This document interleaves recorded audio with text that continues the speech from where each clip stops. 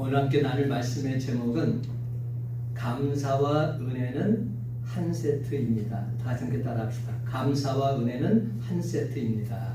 감사와 은혜는 한 세트입니다. 여러분, 이게 무슨 말입니까? 감사하면 은혜가 넘칩니다. 또한 은혜가 넘치는 곳에는 늘 항상 감사가 있습니다. 함께 간다는 겁니다.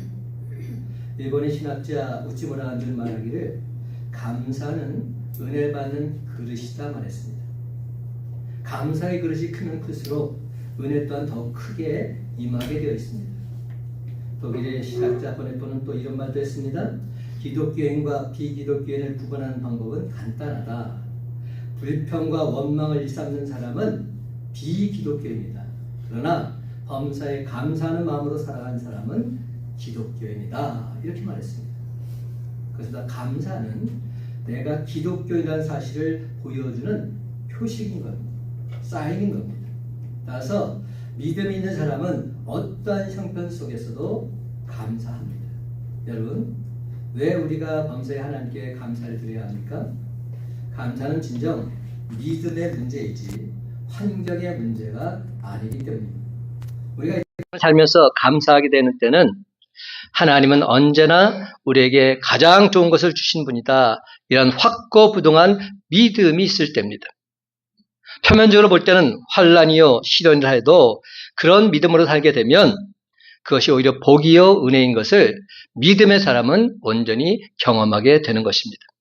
사랑하는 성도 여러분, 오늘 본 말씀은 하나님께서 택하신 백성들에게 베풀어 주신 놀라운 은총에 대해서 기뻐하고 즐거워하라 말씀하고 있습니다. 그런데 참 안타깝게도 요엘 선지자가 활동하던 시대 상황은 전혀 기뻐하거나 즐거워할 만한 그런 상황이 아니었습니다. 그 당시 시대적 상황을 잘 표현한 구절이 있는데요. 요엘서 1장 4절 말씀에 이런 내용이 있습니다. 팥종이가 남긴 것을 메뚜기가 먹고 메뚜기가 남긴 것을 느치가 먹고 느치가 남긴 것을 황충이 먹었도다. 그냥 서로 물고 뜯는 그러한 세상이라는 겁니다. 하나님의 백성들이 죄악에 빠집니다. 하나님의 품을 떠나서 우상을 숭배합니다. 그래서 하나님은 메뚜기 재앙을 통해서 그들을 심판하시겠다 경고하십니다. 그 심판의 날이 모래시계처럼 점점 더 다가옵니다. 심판의 결과는 심각한 기근이요, 결핍이요, 슬픔입니다. 그러나 여러분, 하나님의 계획은 그들을 심판하시거나 멸망시키는 것이 아니었습니다. 그래서 또다시 요엘 선지자를 통해서 구원과 회복의 일을 말씀하고 계십니다. 그것은 한마디로 너희 마음을 찢고 하나님께로 다시금 돌아오라 이 말씀을 하시는 겁니다. 금식을 선포하고 성회를 소집하라 명령하십니다. 그리고 하나님 아버지께 제발 나를 불쌍히 여겨달라고 기도할 것을 촉구하십니다. 그래서 우리가 믿는 하나님은 은혜로우시며 노하기를 더디하시고 용서하시기를 기뻐하시는 그러한 분이십니다. 하나님께로 뜻을 돌이키고 우리 주님의 품으로 돌아오기만 하면 탕자를 기다리시는 아버지처럼 하나님은 저와 여러분을 용서해 주십니다. 요엘서 2장 18절 말씀을 보십시오. 그때 여호와께서 자기의 땅을 극진히 사랑하시어 그의 백성을 불쌍히 여기실 것이라. 하나님께로 돌아온 그 순간에 자기의 땅과 택하신 백성들을 사랑하시고 불쌍히 여겨주십니다. 그래서 아버지를 향해서 돌이키는 그 순간 이미 용서하시고 기다리십니다. 우리를 향해서 뛰어나서 반갑게 맞아주십니다. 그리고 기쁨과 감사의 감사의 잔치를 베풀어 주십니다. 그리고는 그 잔치에서 함께 먹고 마시면서 두려워하지 말고 기뻐하며 즐거워하라 말씀하십니다. 그런데 여러분, 오늘날 우리의 삶을 보면 별로 기뻐하고 즐거워할 만한 일 보이지 않을 수 있습니다. 개인적으로 돌이켜보면 힘들고 어려운 일들로 가득 채워져 있을 수도 있습니다. 내가 그렇게 힘들게 목매어 부르짖었건만 기도가 전혀 응답되지 않는 것처럼 느껴질 때도 있습니다. 내가 수고하고 애를 썼건만 텅 빈 손으로 그렇게 살아갈 수도 있습니다. 그래도 하나님께서는 기뻐하고 즐거워하라 말씀하십니다. 왜 그럴까요? 내 안에 기쁘고 즐거운 일이 없는데도 우리가 어떻게 항상 기뻐하고 범사에 감사할 수 있을까요? 여기에는 믿음이 요구됩니다. 세상 사람들은 눈에 보이는 대로 따라가고 자기에게 주어진 것만을 바라봅니다. 그러나 믿음을 어떤 뜻입니까? 믿음은 보지 못하는 것을 보는 것입니다. 그래서 히브리서 11장 1절에 믿음은 바라는 것들의 실제상이요 보지 못하는 것들의 증거다 말씀하십니다. 한마디로 믿음은 내가 기대하고 바라보는 것을 미리 맛보는 것입니다. 이것을 신학적으로 선취적 신앙이라고 말합니다. 내가 아직 가지지 못했지만 가지게 될 것을 믿고서 감사하는 것입니다. 내가 아직 도달하지 못했지만 그곳에 반드시 이르게 하실 것을 믿고서 감사하는 것입니다. 내가 아직 원하는 것을 손에 붙잡지 못했지만 그렇게 채워주실 것을 믿고서 감사하는 것입니다. 이것이 바로 선취적 믿음이요 선취적 감사입니다. 하나님은 오늘 유다 백성들을 향해서 선취적 믿음, 선취적 감사를 요구하고 계십니다. 그 이유는 여호와 하나님께서 큰 일을 행하셨기 때문이다 말씀하십니다. 21절 말씀 다 같이 함께 읽어보십시다. 땅이여 시작. 땅이여 두려워하지 말고 기뻐하며 즐거워할지어다. 여호와께서 큰 일을 행하셨음이로다. 아멘. 그렇다면 도대체 큰 일이 무엇일까요? 하나님께서 행하신 큰 일이 도대체 무엇이란 말입니까? 22절과 23절의 그 내용이 잠깐 나옵니다. 22절, 23절 함께 있습니다. 시작. 들짐승들아 두려워하지 말지어다. 들의 풀이 싹이 나며 나무가 열매를 맺으며 무화과 나무와 포도나무가 다 힘을 내는도다. 시온의 자녀들아 너희는 너희 하나님 여호와로 말미암아 기뻐하며 즐거워할지어다. 그가 너희를 위하여 비를 내리시되 이른 비를 너희에게 적당히 주시리니 이른 비와 늦은 비가 예전과 같을 것이라. 아멘. 그렇습니다. 하나님은 황무하고 메마른 땅 옥토로 바꿔주십니다. 들짐승들이 먹을 수 있는 열매를 주십니다. 또한 적당한 비를 내려주어서 마당에 밀이 가득하고 독에는 새 포도주와 기름이 넘쳐나게 하십니다. 메뚜기와 황충이 먹었던 곡식보다 더 풍성하게 채워주십니다. 이방으로부터 영원토록 수치를 당하지 않게 해주십니다. 그들 가운데 함께 하심으로 하나님의 높고 위대하심을 선포하게 하십니다. 그들에게 새 영을 부어주심으로 자녀들은 장래일을 말하며 늙은이들은 꿈을 꾸고 젊은이들은 이상 비전을 보게 하십니다. 하나님께서 행하실 이런 놀라운 일들을 미리 맛보면서 기뻐하고 즐거워하라는 명령인 것입니다. 하나님께서는 오늘날 우리들도 이런 선취적 기쁨을 맛보기를 원하십니다. 지금 비록 내 삶이 힘들고 어려워도 하나님께로 돌이키기만 하면 하나님께서는 이런 놀라운 선취적 기쁨과 즐거움을 허락해 주십니다. 하나님께서 행하실 크고도 놀라운 일을 바라며 사는 자, 무슨 일을 만나든지 항상 기뻐하고 범사에 감사할 수 있습니다. 그러나 눈앞에 있는 현실과 문제만을 바라보는 자, 원망과 불평에 빠질 수밖에 없습니다. 결국 감사신앙은 선취적 기쁨과 즐거움을 누리며 사는 것입니다. 그렇다면 여러분, 도대체 우리가 과연 무엇 때문에 하나님께서 행하실 큰 일을 바라보고 기뻐하며 즐거워해야 할까요? 그 첫 번째 이유는 하나님께서 우리에게 에벤에셀의 은혜를 주시기 때문입니다. 에벤에셀의 은혜를 주시는 하나님. 여러분, 우리가 믿는 하나님은 에벤에셀의 하나님이십니다.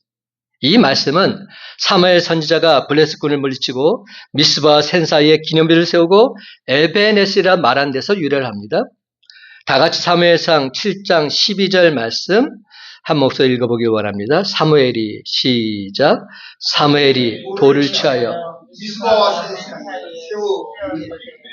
여호와께서 여기까지 우리를 도우셨다 하고 그 이름을 에벤에셀이라 하니라. 아멘.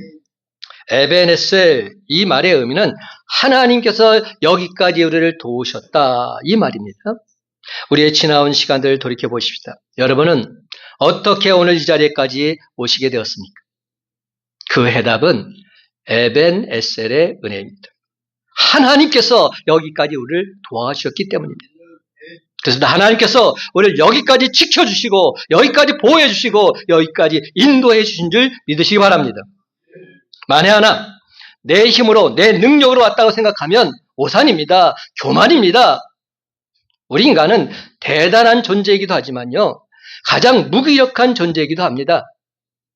우리가 건강할 때는 뭐라도 다 할 수 있을 것 같습니다. 하지만 한번 아파 보십시오. 아파서 병원에 한번 입원해 보십시오. 때로는 손가락 하나 까딱하지 못할 때가 있습니다. 때로는 이 물 한 모금 넘기지 못할 때도 있습니다. 제가 저희 아버지를 요양병원에 6개월 동안 모셨는데요. 나중에는 이 물을 못 드시는 겁니다. 물 한 모금을 못 삼키시는 겁니다. 물을 마셔야 약도 먹을 수 있는데 약 하나를 못 삼키시는 겁니다. 그래서 가루로 만들어서 겨우겨우 먹여뒀던 기억이 지금도 생생합니다. 여러분, 우리 인간 별거 아니더라고요. 대단한 것 같아도 우리의 기력이 사면 다 무너질 수밖에 없어요. 그러므로 여러분, 내가 건강관리 잘해서 건강하다 착각하지 마십시오. 우리의 건강도 하나님의 손에 달려있습니다. 하나님께서 에베네셀의 은혜로 돌봐주지 않으면 내 수고와 내 노력 다 헛될 수밖에 없습니다. 그래서 하나님 마음에 합한 자 다윗은 이렇게 고백합니다. 시편 127편 1절과 2절 말씀. 여호와께서 집을 세우지 아니하시면 세우는 자의 수고가 헛되며 여호와께서 성을 지키지 아니하시면 파수꾼에 깨어 있음이 헛되도다. 너희가 일찍 일어나고 늦게 누우며 수고의 떡을 먹음이 헛되도다. 그러므로 여호와께서 그의 사랑하신 자에게 잠을 주시는도다. 저는 이 말씀 너무나도 귀한 말씀이라고 생각합니다. 그렇습니다. 내가 아무리 집을 세워도 하나님께서 도와주지 않으시면 다 헛수고입니다. 내가 잠을 자지 않고 성을 지키려고 아무리 깨어서 노력하고 애쓰고 힘쓴다 할지라도 다 헛될 뿐입니다. 내가 제 아무리 열심을 내도 결국 하나님의 도우심이 없으시면 안 되는 겁니다. 심지어 하나님께서 잠을 자는 순간까지도 나를 지켜주지 않으면 우리의 모든 수고는 헛될 수밖에 없습니다. 원래 이 말의 원어적 의미는 하나님께서 잠을 자는 그 순간까지도 지켜주는 자가 복이 있다, 이런 뜻입니다. 다시 말하자면 우리가 무의식의 잠에 빠져있는 그 동안에도 하나님의 보호 아래 있는 자, 그 자가 진정 복 있는 자다, 이런 말씀인 겁니다. 여러분, 우리가 아무리 세상의 부귀영화를 다 가지고 있어도 잠을 자지 못하고 불면증에 걸려서 우리가 힘들고 어려운 삶을 보낸다면 우리가 사는 것이 무슨 유익이 있겠습니까? 잠을 제대로 못 잔다면. 여러분, 세상에서 가장 큰 복 중에 하나가 잠을 잘 자는 겁니다. 아마 불면증에 걸려오신 분들 많이 있을 겁니다. 불면의 밤을 지새운 분들은 이 말의 의미를 너무나도 잘 알 것입니다. 결국 세상의 모든 일, 하나님의 도우심이 없이는 아무것도 안 되는 것을 깨닫는 것, 이것이 믿음이요, 이것이 진짜 신앙인 겁니다. 그렇습니다. 이처럼 에베네셀의 은혜를 깨닫는 사람은 범사에 감사합니다. 항상 겸손합니다. 그러나 아직도 내 손의 수고한 노력으로 무엇인가를 얻고 있다, 이렇게 생각하는 사람, 아직 하나님의 은혜 깊이 경험하지 못한 사람일 수 있습니다. 그럼 여러분, 여기까지 오신 에베네셀의 은혜를 기억하는 저와 여러분이 다 되시기를 간절히 소망합니다. 여러분, 우리 자녀들이, 우리 가정이, 우리 삶의 현장이, 우리 큰빈 강성교회가 어떻게 여기까지 왔습니까? 이는 하나님의 전적인 은혜라 말하지 않을 수 없는 것입니다. 그렇습니다. 에베네셀의 하나님, 바로 이 은혜를 깨닫는 자는 항상 기뻐하고 범사에 감사할 수 있습니다. 절대적으로 감사의 삶을 살아갈 수 있습니다. 그러므로 사랑하는 성도 여러분, 하나님께 진실된 마음으로 감사의 제사를 드리는 이 시간, 하나님이 여기까지 도우셨습니다. 에베네셀의 은혜가 더욱 풍성히 넘쳐나는 저와 여러분이 다 되시기를 예수님의 이름으로 간절히 축원합니다. 두 번째 이유는 하나님께서 우리에게 임마누엘의 은혜를 주시기 때문입니다. 임마누엘에 관련해서는 여러 번 말씀을 드린 기억이 납니다. 우리가 너무 잘 아는 말씀이 나오죠. 마태복음 28장 18절에서 20절까지 한 목소리 읽어보십시다. 예수께서 시작. 예수께서 나와 말씀하여 이르시되 하늘과 땅의 모든 권세를 내게 주셨으니 그러므로 너희는 가서 모든 민족을 제자로 삼아 아버지와 아들과 성령의 이름으로 세례를 베풀고 내가 너희에게 분부한 모든 것을 가르쳐 지키게 하라. 볼지어다 내가 세상 끝날까지 너희와 항상 함께 있으리라 하시니라. 아멘. 여러분, 우리가 진정 기뻐하고 즐거워할 이유는 임마누엘의 은혜가 있기 때문입니다. 그렇다면 임마누엘이 무슨 뜻입니까? 임은 영어로 with란 뜻이고요. 마누는 us란 뜻입니다. 엘은 God, 하나님이죠. 영어로 표현하면 임마누엘은 God with us, 우리와 함께 하시는 하나님, 바로 그분이 임마누엘이십니다. 그런데 여러분, 우리와 함께 하시는 하나님이 누구십니까? 바로 예수 그리스도, 예수님 아니십니까?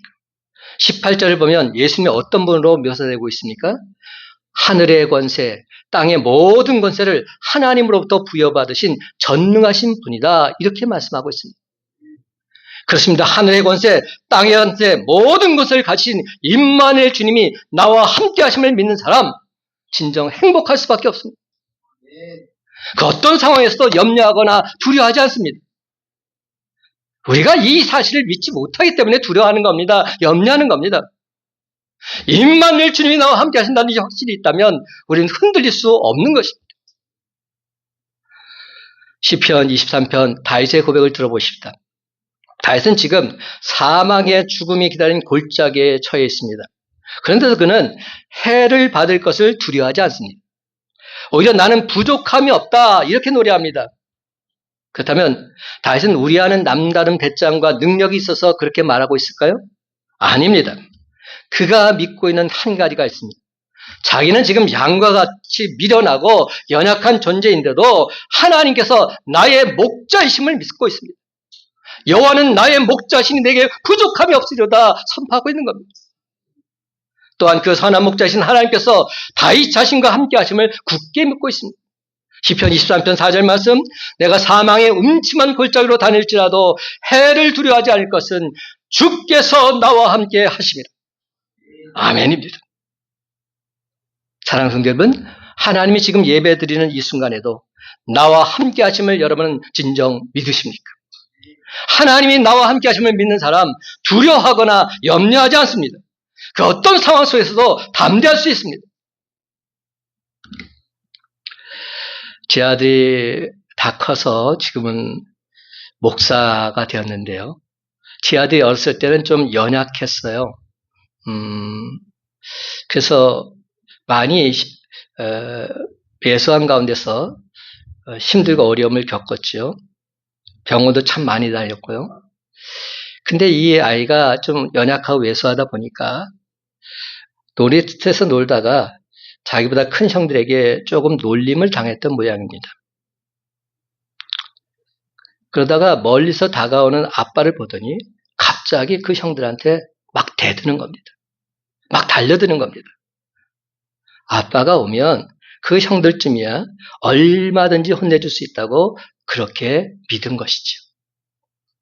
자기 능력은 안 되지만 아빠가 나와 함께 할 수 있다는 이 생각 때문에 담대하게 형들에게 대들었던 것이죠. 그렇습니다. 우리 힘과 능력으로 세상을 이기는 것은 불가능할 수도 있습니다. 그렇다면 우리들이 어떻게 세상의 악한 자들을 대적해서 승리할 수 있을까요?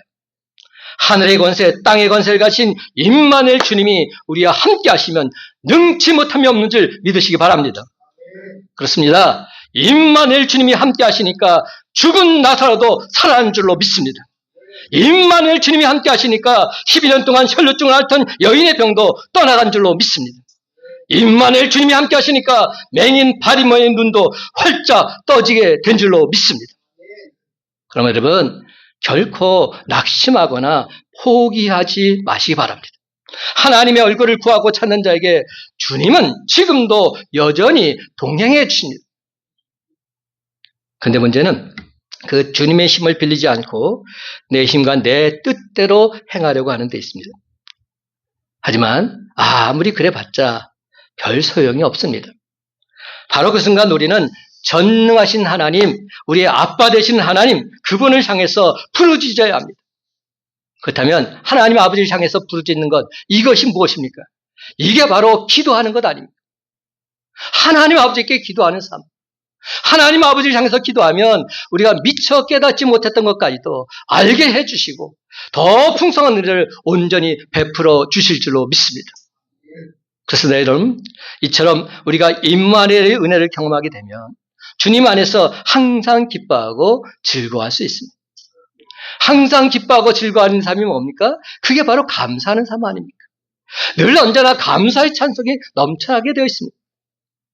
사랑하는 성도 여러분, 이제 우리는 하늘의 권세, 땅의 권세를 지닌 임마누엘 주님이 나와 함께 하실진대 내게 전혀 부족함이 없노라 담대히 선포하면서 세상으로 힘차게 나아가는 저와 여러분이 다 되시기를 예수님의 이름으로 간절히 축원합니다.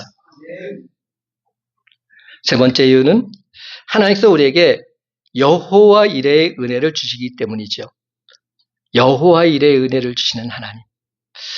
우리를 항상 기뻐하고 즐거워하는 비결은 여호와의 은혜, 이레의 은혜를 깨닫는 데 있습니다. 창세기 22장 13절 14절 말씀 함께 읽어볼까요? 아브라함이 시작.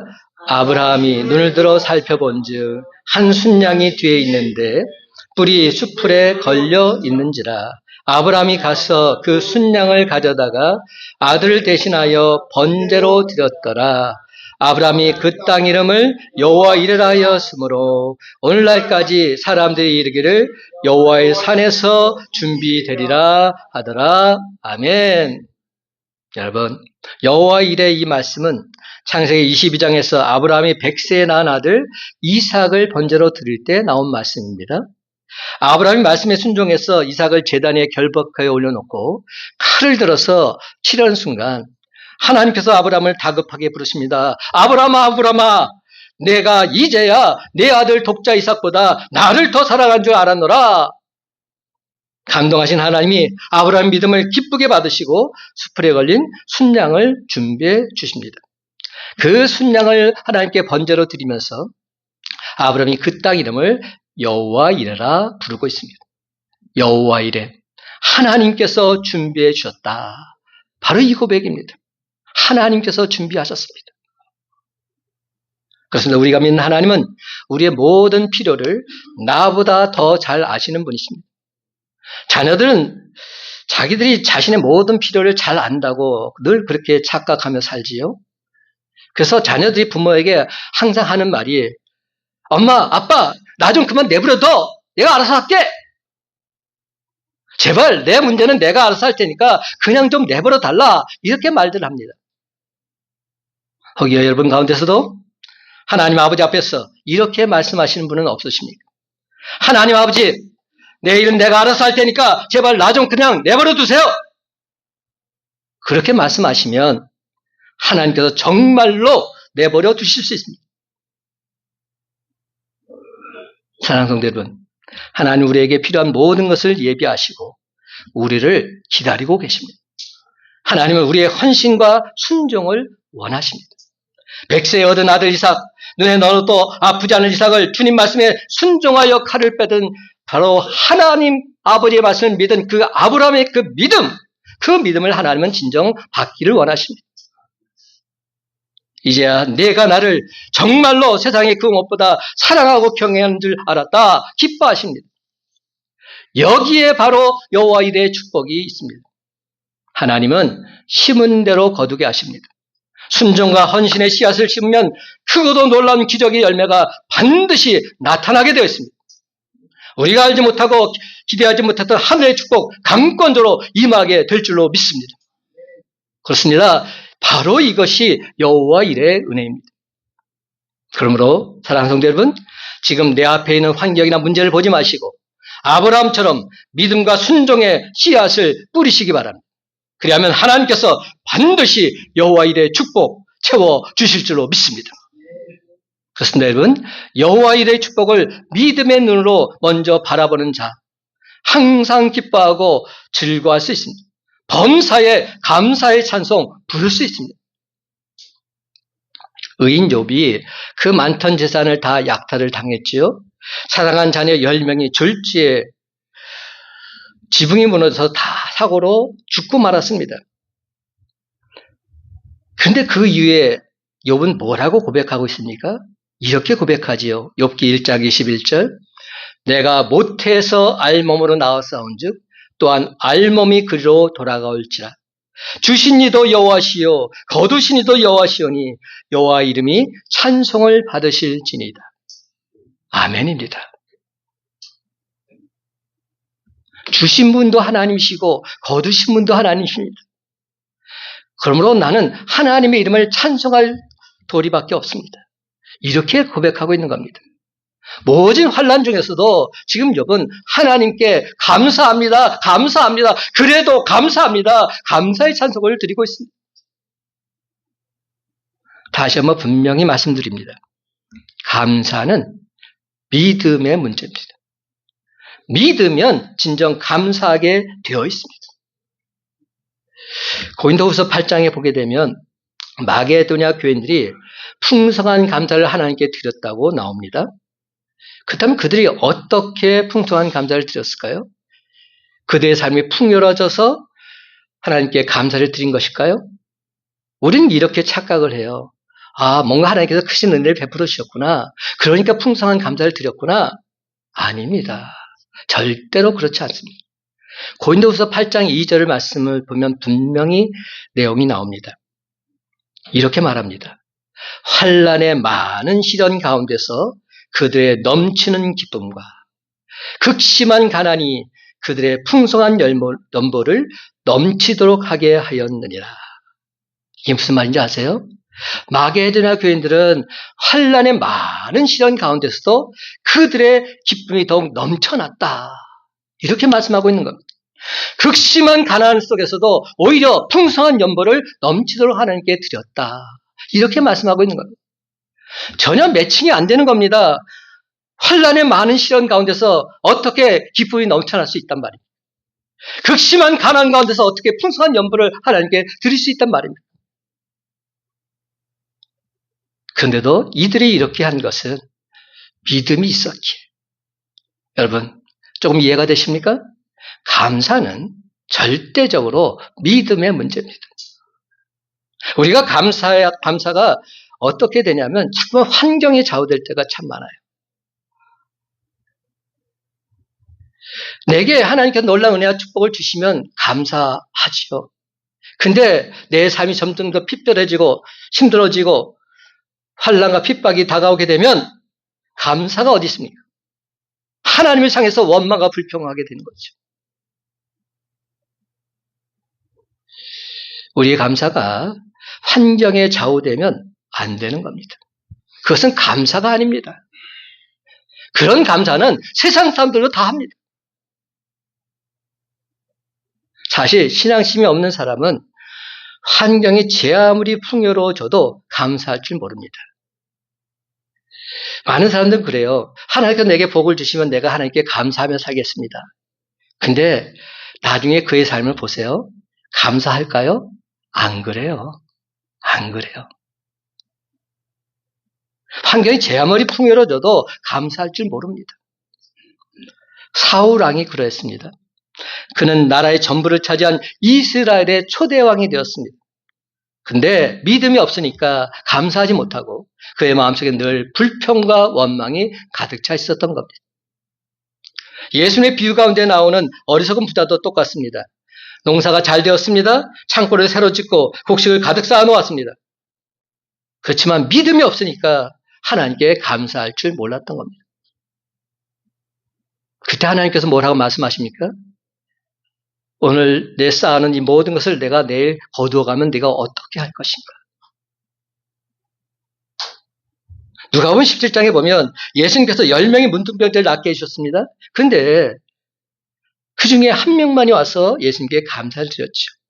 예수님 뭐라고 말씀하셨어요? 9은 어디 갔느냐? 아니, 똑같이 다 와서 감사를 드리는 것이 마땅하지 않느냐? 왜 그랬을까요?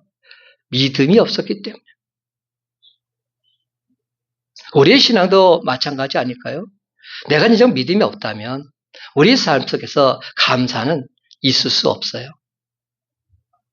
감사드리는 척을 하는 거지 그게 진짜 감사할 수는 없는 거죠. 그런데 성경을 보면 진정 믿음의 사람은 언제 어디서 어떤 상황 속에서도 감사가 끊어지지 않습니다. 여러분 사도 바울이 왜 하나님께서 굉장히 그를 사용하시고 그를 통해서 역사가 나타난지 아십니까? 그는 언제나 감사하는 사람이었어요.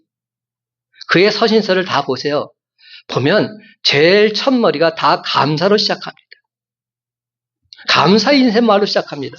그리고 본론을 시작할 때도 그는 언제나 제일 먼저 감사를 또다시 언급합니다. 감사합니다. 감사합니다. 하나님 아버지 감사합니다. 솔직히 사도 바울은 하고 싶은 말 너무나도 많았을 것입니다. 교훈도 해야 되고 잘못된 것을 충고도 해야 되고 책망도 해야 되었습니다. 할 말이 참 많았지만 그는 그런 거 다 뒤로 집어넣고 먼저 하나님께 감사의 기도를 드리는 것으로 시작하고 있어요. 감사드리는 것으로 모든 것을 시작하고 있는 겁니다. 그렇습니다. 그는 최우선적으로 하나님께 감사드리는 삶, 이것을 체질화했습니다. 저는 저와 여러분도 이런 모습이 됐으면 참 좋겠다는 생각이 들어요. 이제 우리도 하나님께 감사드리는 삶을 체질화하십시다. 기도할 때마다 또 무엇을 하든지 늘 항상 감사하는 마음부터 가졌으면 좋겠습니다. 여러분, 일단 감사부터 하고 나면 우리 마음속에 있는 불평과 원망은 저절로 사라지게 되어 있습니다.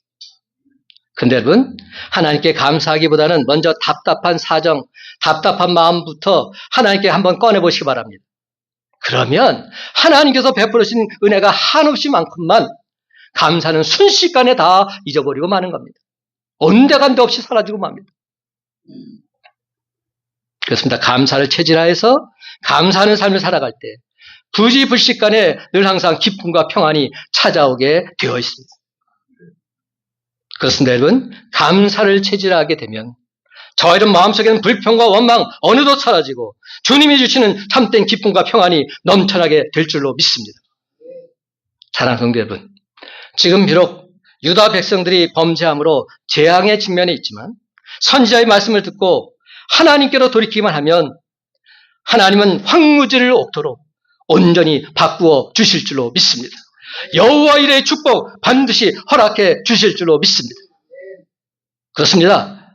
에베네셀의 은혜, 임마누엘의 은혜, 여호와 일의 은혜, 이 세 가지 은혜를 늘 항상 소망하면서 하나님을 바라보게 되면 우리 또한 기쁨과 즐거움의 노래를 부르면서 범사에 감사가 넘쳐나게 될 줄로 믿습니다. 여러분, 감사는 지금 내가 무엇을 얻어서 하는 것이 아닙니다. 지금은 비록 아무것도 없음에도 과거 받은 은혜를 기억하면서 감사하는 겁니다. 또한 여러분, 앞으로 베풀어 주실 더 풍성한 은혜를 미리 바라보면서 감사하는 것입니다. 그러므로 범사에 감사하는 자에게는 더 큰 감사가 임하게 될 줄로 믿습니다. 감사의 풍차가 돌아갈 때 엄청난 에너지가 쏟아져 나오듯이 감사하는 자에게는 하늘의 은혜와 축복이 누르고 넘치도록 폭포수처럼 임하게 될 줄로 믿습니다. 이래 말씀을 맺습니다. 사랑하는 성도 여러분, 감사와 은혜는 한 세트입니다. 감사하면 은혜가 넘칩니다. 은혜가 넘치는 곳에는 늘 항상 감사가 있습니다. 그렇습니다, 여러분. 그 어떠한 경우에도 오직 믿음으로 감사의 씨앗을 심으면 그 씨가 행복의 보증수표가 되어서 무럭무럭 자라나게 될 줄로 믿습니다. 그래서 이 모든 것은 하나님께서 하셨습니다. 하나님의 전적인 은혜입니다. 날마다 감사의 씨앗을 함께 올려드리는 저와 여러분의 복된 삶이 다 되시기를 예수님의 이름으로 간절히 축원합니다. 기도하십시다. 지금까지 지내온 것 하나님의 은혜인 줄로 믿습니다. 지금도 하나님이 나와 함께 하셔서 내 삶을 지켜주시고 보호하시고 인도하고 계신 줄로 믿습니다. 흔들리지 않게 없어서 언제 어떤 상황에 만나든지 먼저 하나님께 감사드린 자 되게 해 주시옵소서. 범사에 감사하는 것이 하나님의 뜻이라 하셨는데 언제 어떤 상황 속에서 감사드릴 때 하나님의 뜻이 이루어짐을 목도케 해 주시옵소서. 오 주여 감사합니다. 언제 어떤 상황에 처든지 감사하며 살겠습니다. 사탄 마귀들이 아무리 나를 넘어뜨린다 할지라도 예수 이름으로 꿈꾸며 감사의 제사를 올려드리겠습니다. 주여 우리를 통해 하나님이 살아계심이 증거되게 해 주시옵소서. 날마다 감사의 제사를 드리며 주의 영광을 온 세상에 밝히도록 할 때 승리의 개가를 부르는 귀한 믿음의 용사들로 든든히 세워 주시옵소서. 우리의 감사를 기뻐 받으셔서 한없는 은혜를 베풀기 원하시는 우리 주 예수 그리스도의 이름으로 간절히 축복하며 기도드리옵나이다. 아멘.